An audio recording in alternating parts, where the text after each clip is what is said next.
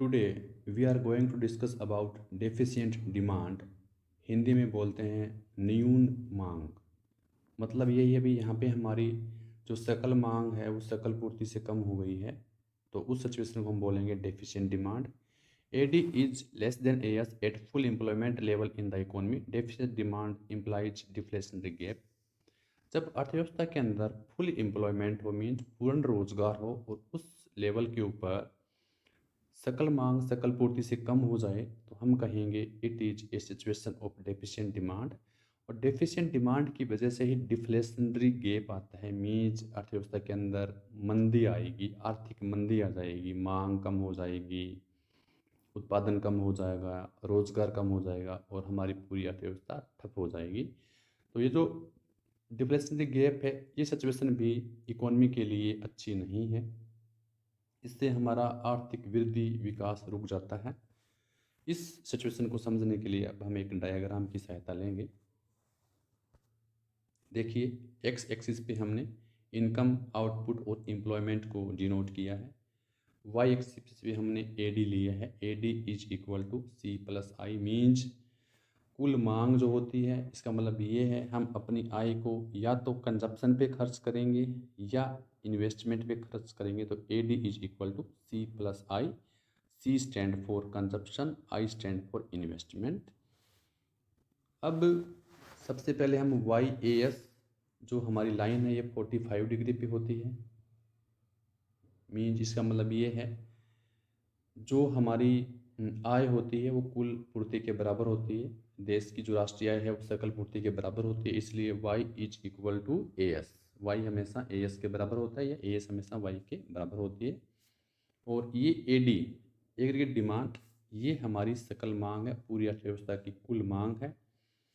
ये ई पॉइंट पे हमारा इक्विलिब्रियम पॉइंट है। ई point of full employment equilibrium, means इस बिंदु पे अर्थव्यवस्था के अंदर पूर्ण रोजगार की स्थिति है। मीन्स जो लोग काम करना चाहते हैं, जो योग्य हैं, उन सभी लोगों को रोजगार मिला हुआ है। और इस ई पॉइंट पे A D is equal to A S. ये जो ई पॉइंट है इसके ऊपर क्या है, A D is equal to A S, means aggregate demand is equal to aggregate supply.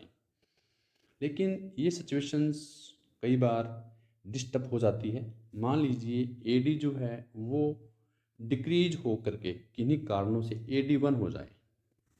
अब ये हमारी जो लाइन है वो नीचे आ जाएगी, एडी वन। अब हमारी जो अर्थव्यवस्था है वो एफ पॉइंट पे है, एफ पे। तो ई और एफ के बीच में ये जो गैप है, it is called deflationary gap. इतनी मंदी है क्योंकि यहाँ पे हमारा एडी की तुलना में ए एस ज़्यादा है, सकल पूर्ति ज़्यादा है और मांग कम हो गई है। हमारे पास वस्तु बेचने के लिए ज़्यादा है लेकिन लोग माल खरीदने वाले कम हैं। तो it is called deficient demand, अर्थात अर्थव्यवस्था के अंदर मांग है वो कम हो गई है और डिफ्लेशनरी गैप आ गए है, आर्थिक मंदी आ गई है। देखिए, deficient demand gives rise to an deflationary gap which causes a fall in the price level. It is a situation of low output, low income, low employment.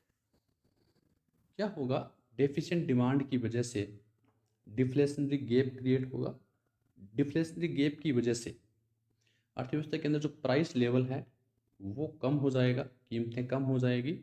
जब कीमतें कम हो जाएगी तो जो हमारे प्रोड्यूसर हैं उनको प्रॉफिट नहीं होगा, वो अपना आउटपुट कम कर देंगे। और जब वो आउटपुट कम करेंगे, उत्पादन ही कम कर देंगे या बंद कर देंगे, तो इनकम जनरेशन जो है, इनकम लोगों की कम हो जाएगी और एम्प्लॉयमेंट भी कम हो जाएगा। तो इस प्रकार ये जो डेफिशिएंट डिमांड है या जो डिफ्लेशनरी गैप है, ये भी अर्थव्यवस्था के लिए बहुत ज़्यादा घातक है। इससे अर्थव्यवस्था का विकास और वृद्धि रुक जाती है, मंदी आ जाती है, लोगों को रोज़गार नहीं मिलता है, उत्पादन काफ़ी कम हो जाता है और कीमतें भी काफ़ी कम हो जाती है। जो इन्वेस्टर हैं, प्रोड्यूसर हैं, वो इन्वेस्टमेंट नहीं करते क्योंकि उनको प्रॉफिट की बजाय लॉसेस होने का, हानि होने की संभावना ज़्यादा होती है। जैसे पीछे हमारे इंडिया के अंदर जो लॉकडाउन आया था, उसके अंदर भी काफ़ी हमारे यहाँ पे डिप्रेशन या डेफिशिएंट डिमांड हो गई थी। पीछे 1991 के अंदर भी इंडिया के अंदर डेफिशिएंट डिमांड की वजह से डिफ्लेशनरी गैप आया था। 1920 के अंदर अमेरिका के अंदर भी ये आर्थिक मंदी आई थी।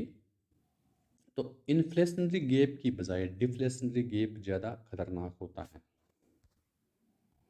नेक्स्ट है reasons for deficient demand. Deficient demand के क्या कारण हैं? Decrease in house hold expenditure. जो इकोनॉमी का हाउस होल्ड सेक्टर है वो जब अपने खर्चे कम कर देते हैं, परचेजिंग पावर उनकी कम हो जाती है, तो उसकी वजह से भी डेफिशिएंट डिमांड क्रिएट होती है। Second one is that decrease in private investment. जब अर्थव्यवस्था के अंदर इन्वेस्टमेंट ही नहीं होगा तो आउटपुट कहाँ से होगा, लोगों को एम्प्लॉयमेंट कहाँ से मिलेगा, एम्प्लॉयमेंट ही नहीं मिलेगा तो इनकम हमारी कम हो जाएगी, मीन्स मंदी आ जाएगी, डेफिशिएंट डिमांड क्रिएट हो जाएगी। Decrease in government expenditure. जब सरकार अपने खर्चे कम कर देती है उसकी वजह से भी डेफिशिएंट डिमांड क्रिएट होती है। Fall in export and rise in imports. जब अर्थव्यवस्था के अंदर एक्सपोर्ट निर्यात हमारे कम हो जाएं और आयात हमारे बढ़ जाएं तो इसकी वजह से भी डेफिशिएंट डिमांड क्रिएट होती है। Decrease in money supply. जब commercial bank, reserve bank of India और गवर्नमेंट इकोनॉमी के अंदर मनी सप्लाई को कम कर देते हैं, जब हमारे पास मनी नहीं रहेगी तो हम परचेज कहाँ से करेंगे, डिमांड कहाँ से करेंगे, तो ऑटोमेटिक डेफिशिएंट डिमांड हो जाएगी, पूर्ति की तुलना में मांग कम हो जाएगी।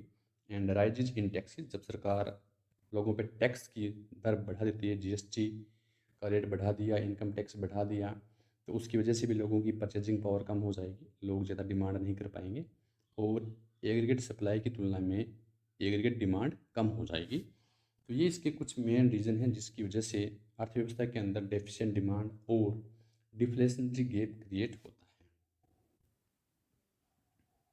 नेक्स्ट हमारा टॉपिक है measures to correct deficient demand. ये जो डेफिशिएंट डिमांड है इसको ठीक करने के क्या मुख्य उपाय हैं? तो इसके जो मेन उपाय हैं उसको हमने दो भागों में बांटा है। फिस्कल पॉलिसी, ये जो हमारी गवर्नमेंट होती है वो ये यूज़ करती है fiscal policy, and monetary policy is use by the central bank means RBI, reserve bank of India.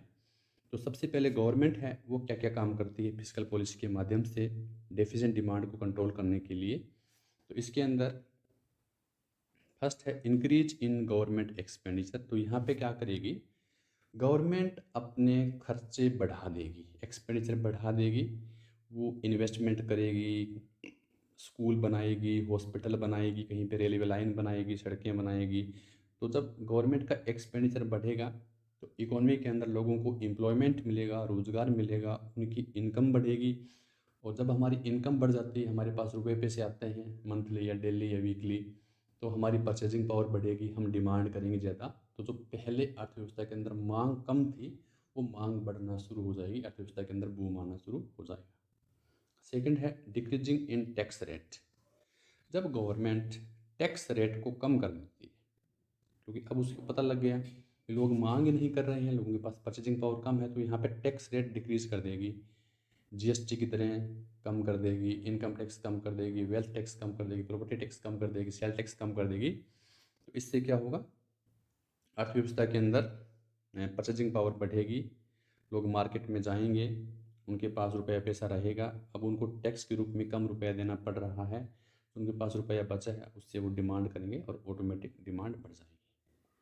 Decreasing government borrowing. अब यहाँ पे क्या है, गवर्नमेंट ने उधार लेना बंद कर दिया है, तो उससे क्या होगा, मार्केट के अंदर मनी सप्लाई बढ़ेगा, और जब मनी सप्लाई बढ़ेगा मार्केट के अंदर, अब गवर्नमेंट पैसा नहीं ले रही है लोन के रूप में, लोगों के पास है पैसा, उनके हाथों में पैसा है, तो उससे भी परचेजिंग पावर बढ़ेगी, डिमांड बढ़ेगी। और increasing in borrowing from RBI. अब यहाँ पे क्या करेगी गवर्नमेंट, आरबीआई से लोन लेके और खर्चा करेगी ज़्यादा, कहीं पे इन्वेस्टमेंट करेगी, कहीं पे परचेजिंग करेगी, तो उससे भी मार्केट के अंदर बूम आएगा, तेज़ी आएगी, जो मंदी थी उससे छुटकारा मिलने की पूरी पूरी संभावना होती है।